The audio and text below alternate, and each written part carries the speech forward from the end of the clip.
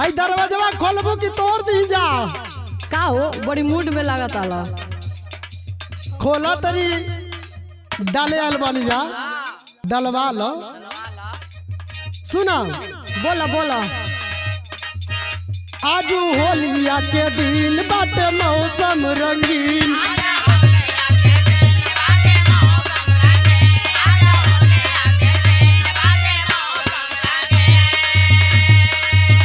तनी डाले दो न साली जनी करई न दिन तनी।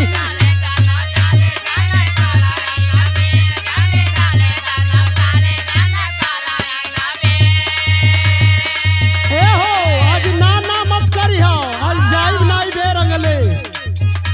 अरे आइल बानी तभी न डलले न जाइब, आइल बानी तभी न डलले न जा। साड़ी चोली भी जाइब ए साली, साड़ी चोली भी जाइब।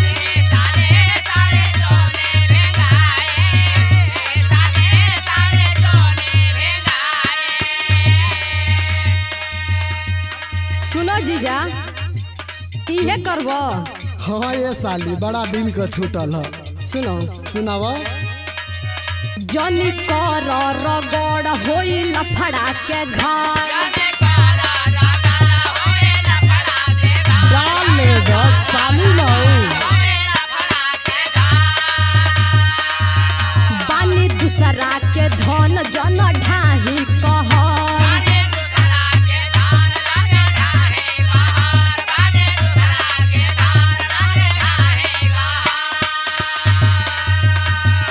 सुनो सुनावा। अरे हम दूसरा का न बानी। हाँ लगा ले तो हम तोहर जीजा नहीं। सुनो अरे जोगवल ई फाटी नाही माटी में मिलाइब नाही चोली रंगाबाई। ए जीजा नाही चोली रंगाबाई।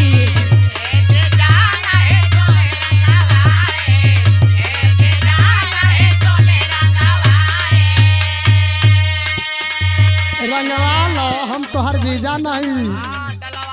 आज बिना डलले जाम ना देखा पड़ा दिन पयाल ही बड़ा सफर के आल ही। सुना हमार बोला बोला। चली ना आज तोहर ये कहूँ बहाना, चाहे जे कतनो तू करबू जे माना।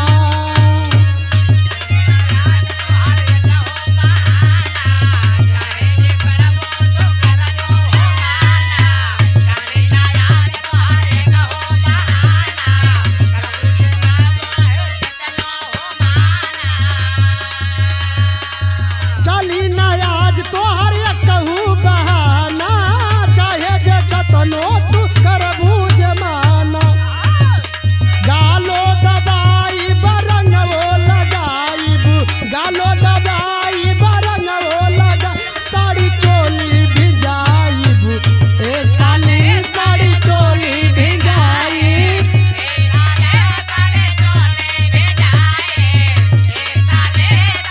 रंग ले दो और कुछ ना रंगो। सुनो सुनावा। दूसरा के धन पर नजर ना लगावल जाला। लगा ले देबे एक बार मौका दो। सुनो सुनावा। दिथ ना लगाव तू दूसरा के धन पर, काबू तू रख जीजा अपना हो मन पर।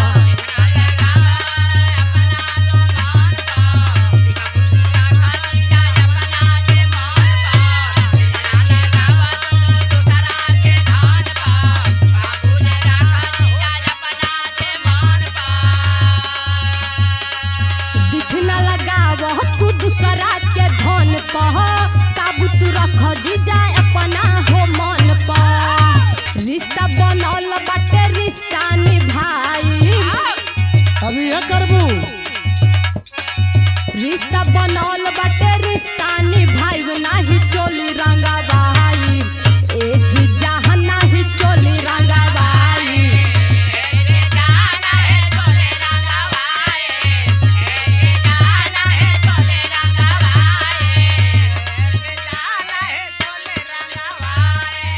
सुना हमार बात। आज के तनो तू बहाना करबू चाहे माना करबू, लेकिन आज छोड़ब नहीं, सुना हमार छोड़ब न जान तो हर लफड़ा के डोर से रंगवा लगाइब हम दाढ़ी रगोड़ के।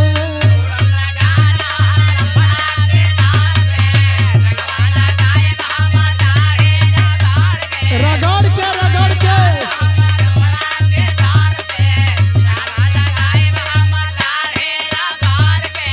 आज तू भले हमके माना करबू लेकिन आज तोहर जान नहीं छोड़ो ये हमार साली।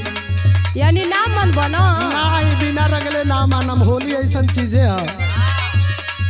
छोड़ब ना जान तो हर लफड़ा के डर से रंगवा लगाइब हम दाढ़ी रगड़ के। अरे 3.5 बीता पीछा करिया भिड़ाइब साड़ी चोली रंगाइब ए साली साड़ी चोली।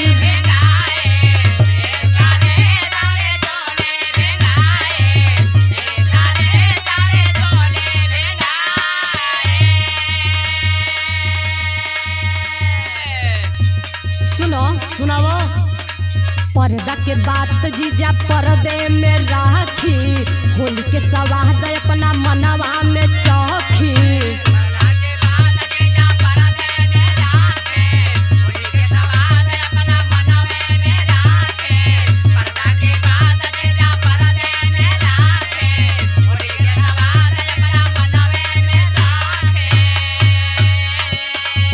पर्दा के बात जीजा पर्दे में राखी, होली के